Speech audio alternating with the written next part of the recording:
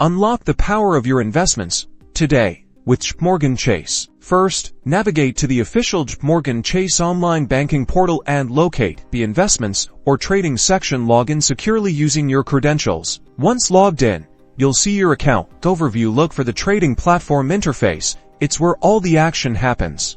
To execute a trade, find the Order Entry or Trade button. You'll need to enter the ticker symbol of the security you want to trade.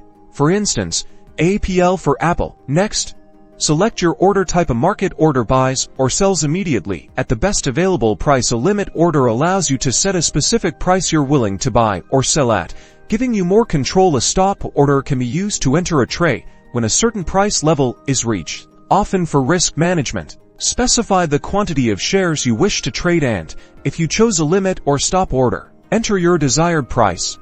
Always take a moment to review your order details before submitting. Check the ticker, quantity, and price carefully, then click Submit or Place Order. To inform your trading decisions, explore the platform's market analysis tools. You'll find advanced charting capabilities, real-time data, and a vast array of technical indicators like moving averages and RSI to help you identify trends and patterns.